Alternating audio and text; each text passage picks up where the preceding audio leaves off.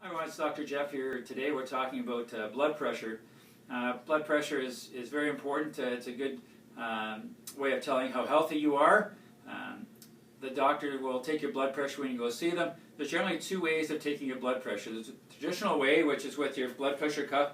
And the doctor will put the stethoscope on and listen and pump it up and listen to it as he's letting the air out of the bag. This is actually a better way of doing it because your doctor's actually listening for certain sounds that he wants to hear, and again, those sounds can mean certain things. Whereas the traditional style, the easy style you'll find at Pharmacy or Shoppers Drug Mart or things you can buy is this style here, where you basically put the cuff on and it measures your blood pressure very easily, but it can't really tell what's happening with your heart because you're not really hearing the heart sounds.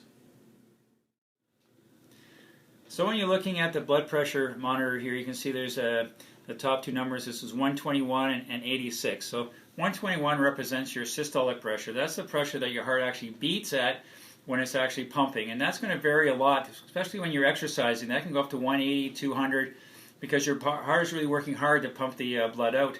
The next number you see is the 86. That should be between 80 and 90. Once you get over 90, to consider it a little bit high. That number is not going to vary that much when you're exercising because that's the pressure that's left in your heart at rest. And that's the important number to actually look at. You want that number as low as possible because that's the pressure that's going to be left in your organs and your lungs and your heart and your arteries when it's at rest. You want that low because you don't want lots of pressure pushing on those arteries and pushing on your organs and pushing on your heart and your lungs. So it's very important to keep that number at 80 or a little bit lower.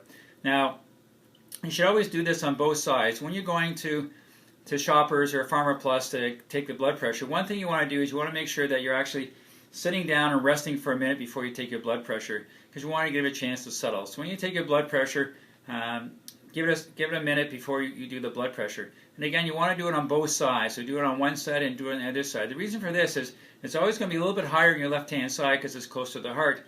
But if there's a big difference, like 5 or 10 millimeters of mercury between the sides, that could be a sign that there's a blockage or there's something causing your right side to be a lot lower.